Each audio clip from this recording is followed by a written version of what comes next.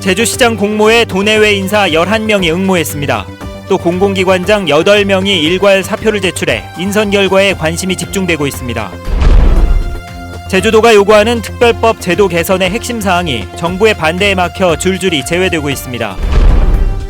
제주 지역 인구 성장률이 계속 낮아질 것으로 예측됐습니다.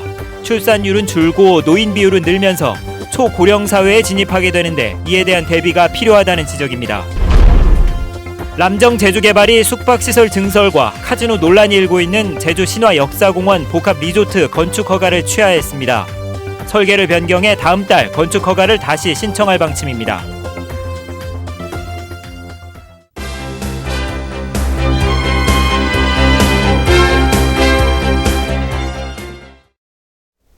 여러분 안녕하십니까? 뉴스데스크 제주입니다. 새도정 출범 이후 제주시장이 사퇴하는 등 인사를 둘러싼 잡음이 끊이지 않았는데요.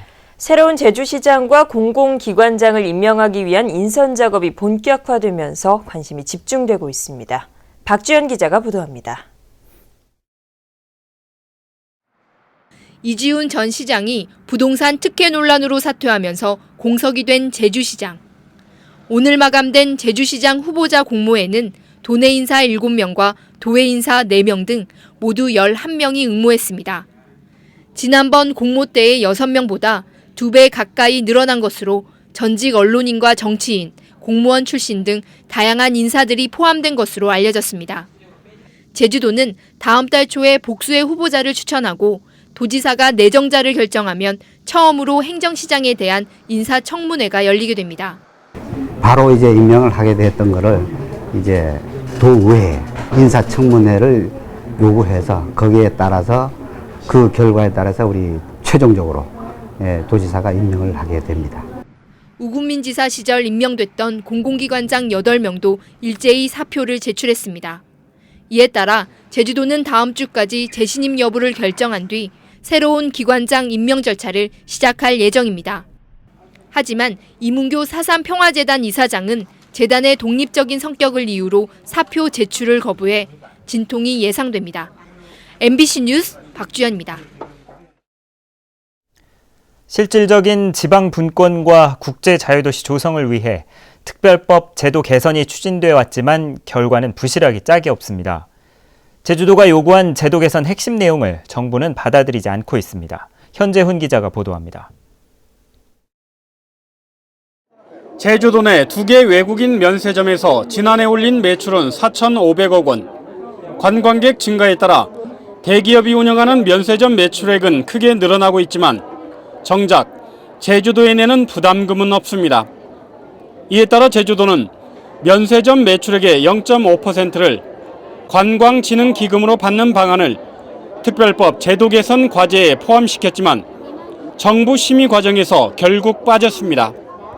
제주도에서 따로 그걸 또 기금을 받게 되면은 업체에 좀 부담을 가중시키고 다른 지역의 면세점과도 형평성이 안 맞다. 또 지정된 면세 특구에서 물품을 구매하는 관광객에 대해 부가세 10%를 나중에 돌려주는 이른바 관광객 전용 면세 특구 제도는 지역 형평성 논리에 막혔습니다. 정부가 제주 발전의 발목을 잡는 상황이란 비판이 나오는 이유입니다. 형평성이라는 그 잣대를 들이댑니다. 그렇다면 특별이라는 단어를 없애야죠. 특별하다는 그 의미에는 형평성이라는 그 논리 준거가 없어져야 당연한 거 아닙니까? 특히 사안의 민감성 때문에 제주도가 제도 개선 과제에서 제외한 제주국제학교 과실 송금 문제를 정부가 부처 입법을 통해 우회적으로 추진하기로 결정해 원희룡 도정의 대응이 주목됩니다. MBC 뉴스 현재훈입니다. 제주 신화역사공원 복합 리조트 건축 허가 신청이 취하됐습니다. 람정 제주개발은 1차 보완 요구 마감일인 오늘까지 제주도의 개발 승인 면적과 숙박시설 축소, 카지노 여부 등에 대한 설계 변경 작업을 마무리하지 못해 건축허가 신청을 자진 취하하고 다음 달쯤 건축허가를 재신청할 방침이라고 밝혔습니다. 람정은 2018년까지 2조 5천억 원을 들여 숙박시설과 카지노를 포함한 복합 리조트를 조성할 계획입니다. 출산율은 줄고 노인 비율은 늘면서 제주는 고령 사회 진입을 눈앞에 두고 있는데요. 2040년이면 노년 부양비가 3배 이상 증가할 것이라는 통계 결과가 나왔습니다. 김현선 기자입니다. 제주 시내 한 요양원. 노인들이 간단한 체조를 하며 몸을 풀고 있습니다. 65세 이상 고령 인구 비중이 빠르게 늘면서 2030년 이전에 제주는 초고령 사회로 진입할 것으로 보입니다.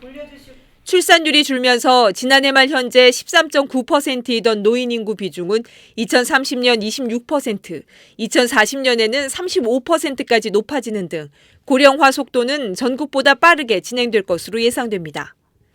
노년 부양비 부담 역시 인구 100명당 20.2명에서 42.9명, 66.4명으로 2040년에는 현재보다 3배 이상 증가할 것으로 전망됩니다. 지역사회에 있는 흩어져 있는 조직들이 네트워킹을 해서 연결망을 만들어서 민간사회 안전망을 통해서 도와줘야 이 지속적인 생활의 어떤 빈곤 문제를 해결할 수 있다. 특히 기대 수명은 2040년이 되면 남자는 85.2세, 여자는 91세로 전국에서 가장 높아질 것으로 예상되면서 이에 맞는 사회 기반 구축이 과제로 떠오르고 있습니다.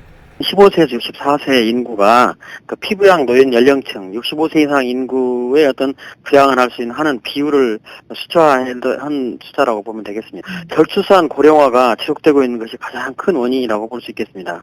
젊은이 2명이 노인 1명을 부양해야 하는 사회가 빠르게 다가오면서 지역사회 차원에서의 대비책이 시급해졌습니다. MBC 뉴스 김현선입니다. 제주도 내 불량 가로등이 300개가 넘는 것으로 나타났습니다. 한국전기안전공사가 제출한 국정감사 자료에 따르면 제주도 내 가로등 311개와 신호등 64개가 불량해 감전 위험에 노출된 것으로 파악됐습니다.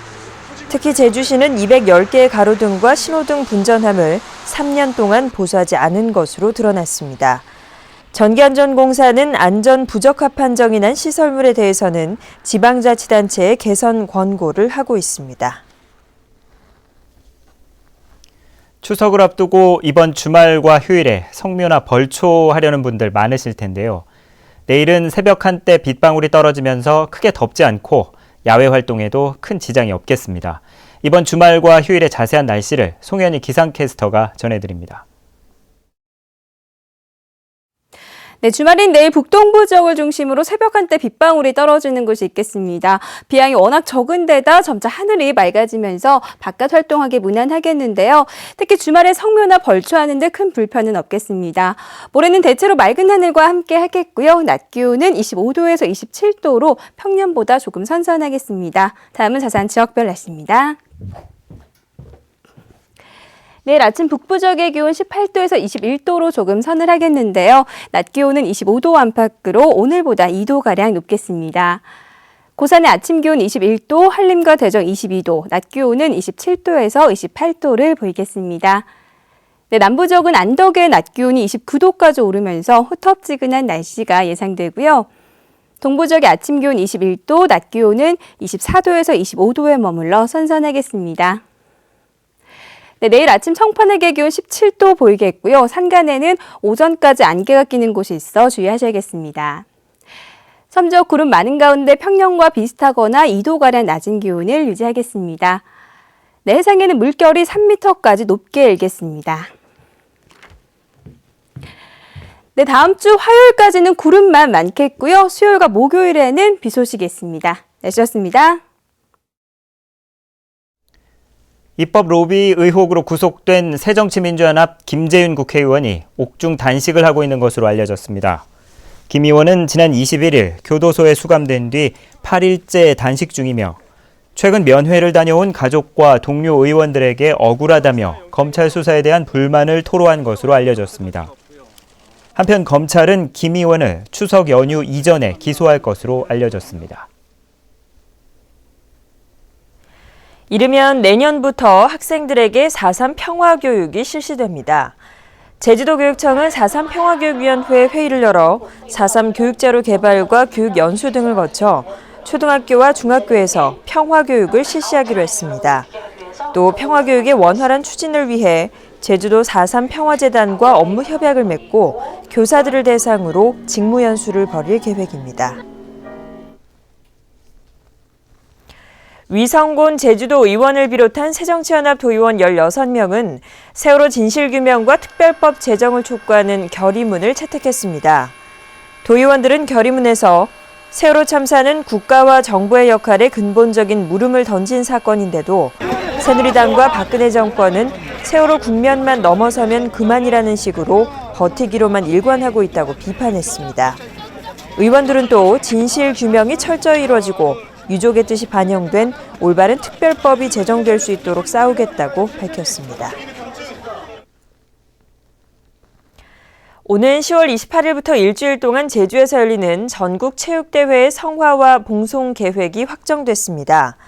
성화는 오는 10월 3일 강화도 만이산과 25일 한라산 백록담에서 각각 체화된 뒤 26일 산천단에서 합화식을 갖고 사흘 동안 제주도를 일주하게 됩니다.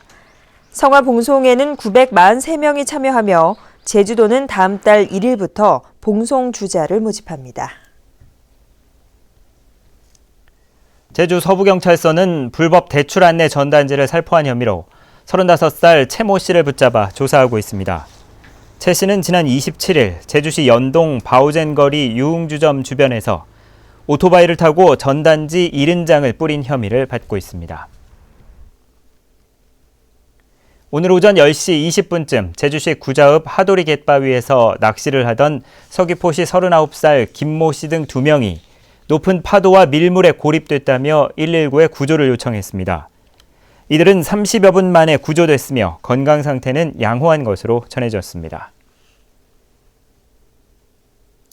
제주시는 추석 연휴에 대비해 교통과 재난, 비상진료 등 12개 분야에 대한 종합 대책을 마련합니다.